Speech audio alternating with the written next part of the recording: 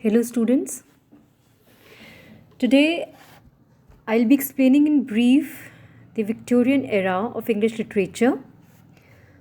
The Victorian era is spanning the duration of Queen Victoria's rule from 1837 to 1901, and sometimes this age is also spanned from 1832 to 1901. Now, it is characterized by the expanding horizons of education and literacy, as well as by an increased desire of the people to question religion and politics. During this time period, publications such as Communist Manifesto in 1848 and Origin of the Species in 1859 served as catalysts for political and religious controversy. These new notions of government and science signaled a turn from the idealism of the Romantics to a more empirical worldview. The Victorian era also marks a time of great economic growth, technological discovery, and industrialization. Many writers reacted to both the wonders of this industrial revolution as well as to the troubles of an industrialized society. Also, during the Victorian era, the influence of literature became more prevalent in society as reading evolved into a social pastime indicated by the increasing literacy rate. At the era's beginning in 1837, it is estimated that approximately half of the adult male population was literate to a certain degree. Because of the new practices, compulsory education, and technological advances in printing resulting in widely available reading materials, standard literacy was more or less universal by the end of the century.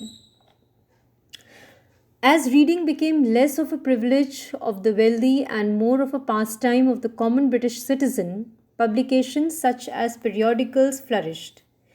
These magazines provided monthly installments of news articles, satiric essays, poetry, and fiction. These serial publications enabled many authors to easily share their work with the public and helped launch the careers of prominent Victorian writers such as Dickens, Eliot, Tennyson, and the Brownings. Because literature was an accessible and pervasive part of Victorian society, studying it is crucial in understanding the attitudes and concerns of the people who lived during this era.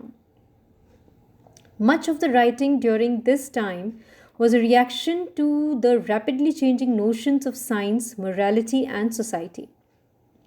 Victorian writers also reacted to the writings of previous generations. George Landau argues that the Victorians wanted to escape what they saw as the excessive subjectivity of the Romantics, while at the same time keeping their individuality, originality, intensity, and above all, sincerity. Thus, Victorian literature tries to combine the use of romantic subjectivity with the objectivity of the Augustines. Landau argues that the birth of the dramatic monologue and autobiographical fiction were used to bring personal experiences to literature without the author seeming self obsessed. The novel could be considered one facet of the Victorians' literary exploration. It continued to develop and eventually became the prominent medium for written expression. In the framework of the novel, realism emerged as a notable literary characteristic of the period and showcased this combination of romantic subjectivity and Augustan objectivity.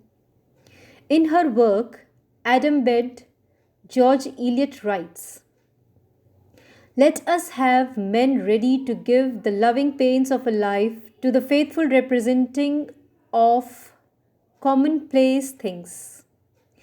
As exemplified in this quotation, Eliot and other realist writers like Dickens held the belief that the purpose of literature should be to accurately mirror the world and portray realistic scenes with complex, lifelike characters.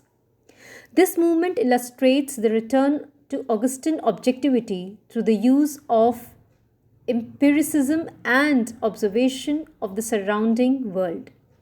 Yet, the influence of the Romantic movement on Victorian writers is seen though the style in which they present these through the style in which they present these observations. While the novel was the dominant form of literature during the Victorian era, poets continued to experiment with style and methods of storytelling in their poems. Examples of this experimentation include long narrative poems or epic poems and the dramatic monologue as seen primarily in the writing of Robert Browning. Alfred Lord Tennyson, England's poet laureate for a majority of the Victorian age, exemplified poetry of this era with his use of the dramatic monologue, a more lyrical style, and a poetic voice that can be described as picturesque due to his use of description and mood creating imagery. Two other minor movements, the Pre-Raphaelites from 1848 to 1860 and the Aestheticism and Decadence movement 1880 to 1900, developed in relation to one another during the Victorian era. The first developed when the Pre-Raphaelite Brotherhood wanted to create art for the modern age by practicing techniques of precision and simplicity in their written work. The movement of aestheticism and decadence began as a reaction to the Pre-Raphaelites.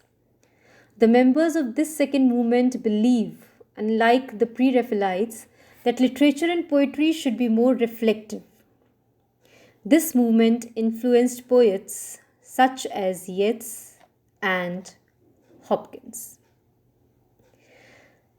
So, all in all, the Victorian era was marked as a breakthrough because it changed the trends which were prevalent in the Romantic era, and it was a kind of link, or it was a kind of a bridge which moved towards modernism.